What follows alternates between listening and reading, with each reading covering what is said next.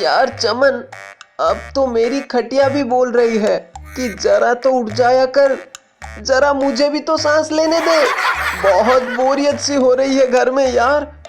कब तक यूं ही खटिए पे पड़े रहेंगे? चलना कहीं घूम के आते हैं। अरे चुलबुल यार, मेरी खटिया का तो डिम्पल निकल आया है। अच्छा चुलबुल, अरे बाजू वाले गांव में ना मेला लगा है, वहाँ चले क्या? अरे बहुत मजा आएगा। अच्छा, इस बार वहाँ झूले वूले आए हैं कि नहीं? अरे आए हैं ना, और कल ही तो वो मोहन झूले से गिरकर अपना हाथ तुड़वा कर आया है। कैसे?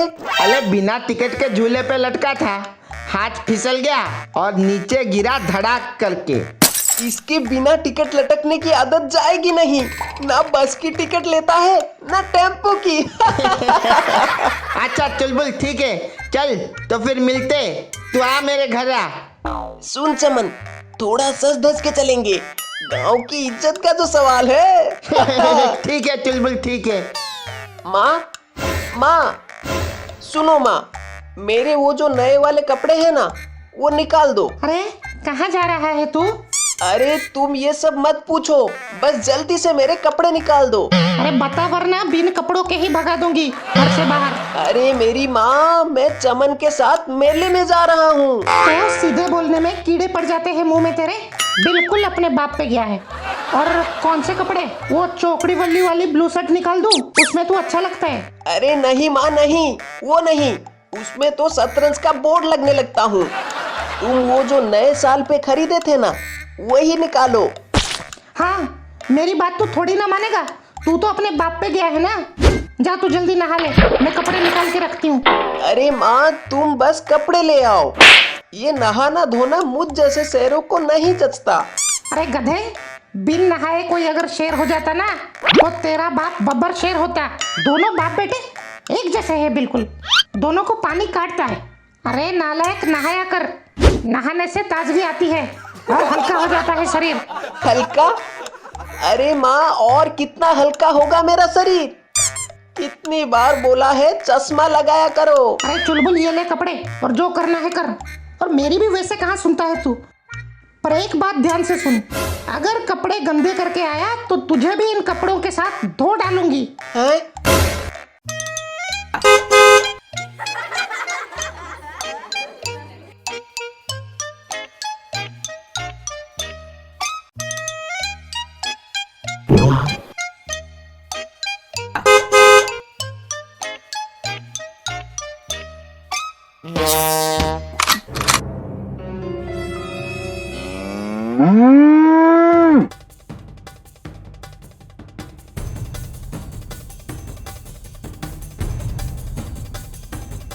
अबे हटो, हट जाओ, सांड आ रहा है, सांड।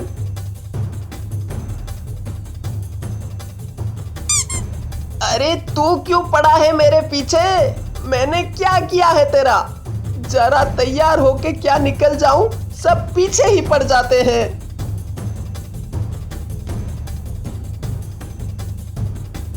अरे ये कुछ ज्यादा ही जल्दी में लग रहा है।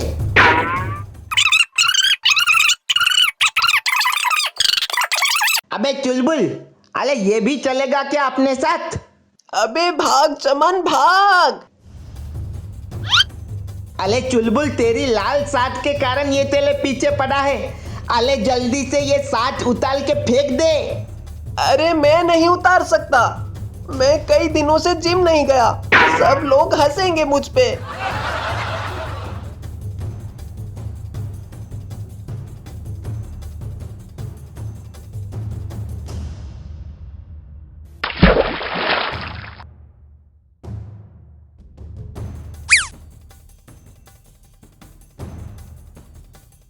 यार मम्मी ने कहा था अपनी नहा के जाना, मैंने सुना नहीं। और अब ये देख यार, ये मम्मी लोग जो बोलती है वो सब पूरा कैसे हो जाता है? अरे माँ जो कहती है उसे बाप पूरा करता है। क्या मतलब? क्या बोल रहा है तू? कैसे? अरे गाय हमारी माँ है और बैल हमारा बाप है। ओ अच्छा अच्छा। घमंडी चाट वाला। एक हिरपुर नाम का शहर था। उस शहर में चाट की दुकानें तो बहुत थी, लेकिन सोनू की चाट की दुकान की बात ही कुछ और थी। पूरे शहर में सोनू चाट वाला का नाम बहुत प्रसिद्ध था। उस शहर में ऐसा कोई भी नहीं था जो सोनू चाट वाले के बारे में ना सुना हो। ऐसे ही वो प्रसिद्ध चाट वाला नहीं बना था, उसने बहुत मेहनत की थी, तब जाकर अब वो इतनी प्रसिद्ध हुआ है।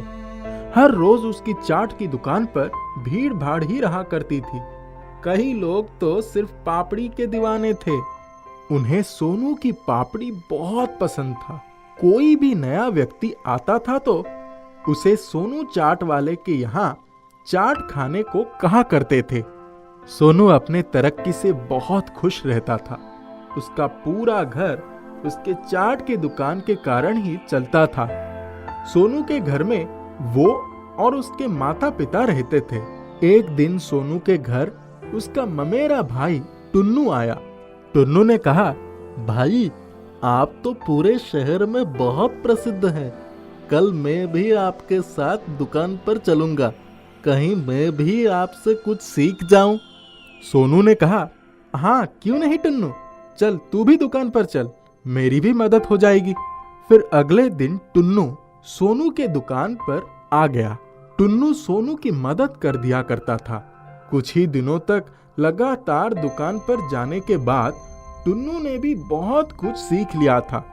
वो बोला, भैया अब तो मैं भी बहुत कुछ सीख लिया हूँ, आप अपने ही दुकान पर मुझे काम पर रख लीजिए, मैं यहीं काम कर दिया करूँगा, बदले में आप मुझे कुछ पैसे भी दे दीजिएगा। और वैसे भी आपकी तो आमदनी भी अच्छी खासी हो जाती है, तो मुझे काम पर रख लेने से आपको ज्यादा दिक्कत नहीं होगी। अरे टुन्नू कैसी बात करते हो, बल्कि मुझे तो बहुत खुशी होगी अगर तुम मेरे दुकान पर काम करोगे। टुन्नू अब हर रोज सोनू के साथ दुकान पर जाया करता था और मन लगाकर काम किया करता था। एक दिन की बात है, टुन्नू काम करता करता सोनू से बोला, भैया ग्राहक तो बहुत बढ़ जाते हैं, हमें कुछ और टेबल कुर्सी लगा लेनी चाहिए। हाँ टुन्नू तुम सही कह रहे हो, मैं कल ही कुछ नया टेबल कुर्सी लगवाता हूँ। कल होते ही सोनू ने नए टेबल कुर्सी लगवा लिया। अब सोनू चाट वाले की दुकान पहले से भी ज्यादा सुंदर लगने लगी थी। देखो टुन्नू, दुकान अब कितना सुंदर लगने लगा है। सोच रहा हूँ और भी महंगे और अच्छे अच्छे चीज अपने दुकान में लगवा देता हूँ। फिर टुन्नू ने कहा, ठीक है भैया, आपको जो अच्छा लगे। सोनू ने यही किया। उसने अपनी दुकान में सभी महंगे चीजें लगवा ली और अपनी दुकान सुंदर बनवा ली। अपने दुकान में इतने बदलाव करने के बाद सोनू के अंदर घमंड आ गया था। सोनू सबको डांटता रहता था। अगर किसी भी सामान को नुकसान पहुंचा जाता था तो सोनू बहुत गुस्सा हो जाता था। एक दिन सोनू के दुकान पर कुछ ग्राहक आए।